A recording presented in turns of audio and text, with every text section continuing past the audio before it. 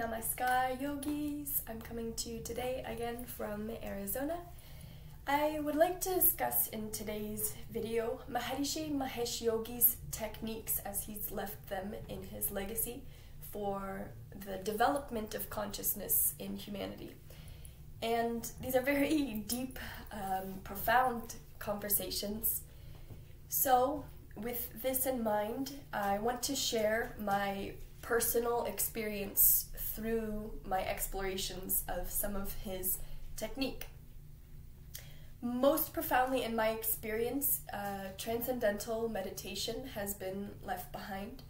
And this is essentially a meditation technique that focuses on effortlessness. And by exploring the effortlessness of the mental powers and the body, what I like to call, or what the Pratyabhishna Hridayam refers to as the psychic instrument, which is a combination of perception, intellect, and the ego, buddhi, ahamkara, and manas. And by channeling the psychic instrument, we can develop concentration, we can develop discipline, and these are obviously very useful, practical elements to be cultivating. However, it takes a lot of effort to cultivate these things.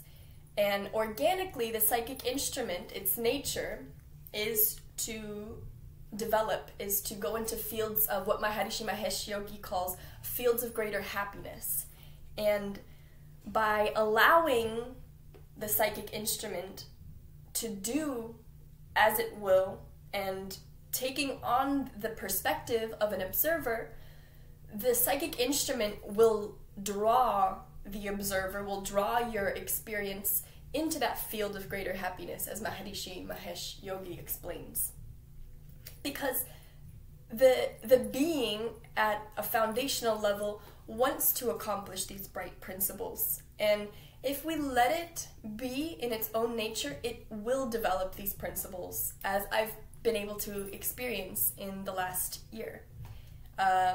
So until the last year, I have been practicing other forms of meditation through that discipline, channeling, trying effort and concentration and discipline.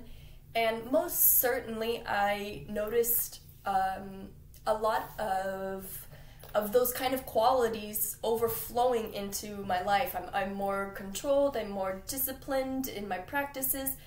However, there's this sense of rigidity in my practices and in these qualities. And by adopting the modality of effortlessness, I find that these qualities are now flowing over into my day-to-day life. There's this effortless principle that comes, it seems, with everything, and life itself has become much more playful for me in the past year. And so I can't emphasize enough the beauty of this technique and the profanity that I have been able to experience even in one short year of practice. With this in mind, I want to expound some of the benefits of a daily practice, because what Maharishi Mahesh explains through an analogy is we can think of the consciousness as a yellow cloth. In India, traditionally, cloth is dyed and then left out to dry, but in the drying process, it becomes bleached by the sun. And so the cloth must be dipped again and again and again and again, and each time a little bit of the pigment sticks. And by doing this over and over and over again, the cloth becomes yellow. The cloth becomes fully dyed.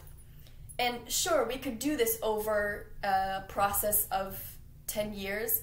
However, if we do this 2 times a day, the cloth is going to be fully yellow, fully saturated within a short period of time. And this same regularity applies to meditation. If we're regular in our practice, very quickly we can become saturated in this field of greater happiness, as Maharishi Mahesh Yogi explains. And so I really want to emphasize the importance of regularity and the importance of being able to show up for yourself.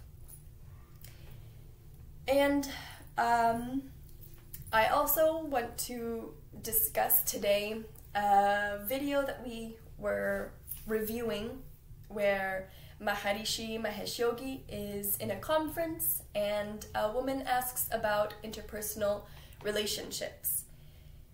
Maharishi Mahesh explains that in order for two beings to be able to come together in harmony, that we can't think of two halves completing, because the individual is whole, complete, and perfect.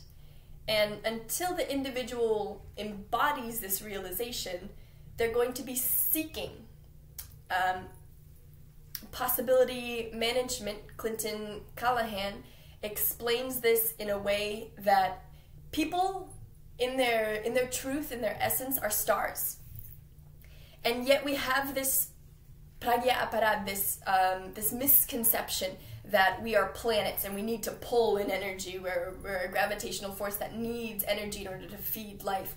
But Clinton Callahan explains this as, no, we're actually stars, in that as much as we're pulling in gravitationally, we give out even more. We give out brightness, we give out light. And I really like this analogy in understanding the human essence, in saying that we are whole and complete and we have so much to offer and so much to give. But if we are in a relationship, a star and a planet, the planet's going to be pulling in light, and it's going to be not necessarily beneficial for both parties. And I think this is what Maharishi Mahesh Yogi was beginning to explain in this lecture, is that two beings have to be fully realized in order to come together, because they're already in holy unity with themselves.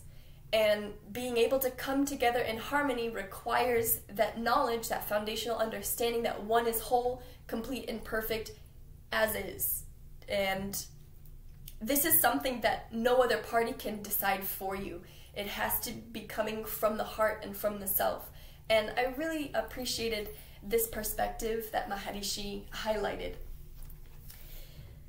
Other than that, I want to wish everybody a lovely weekend and an absolute excellent afternoon. Thank you so much for tuning in. Have a beautiful day. Ciao.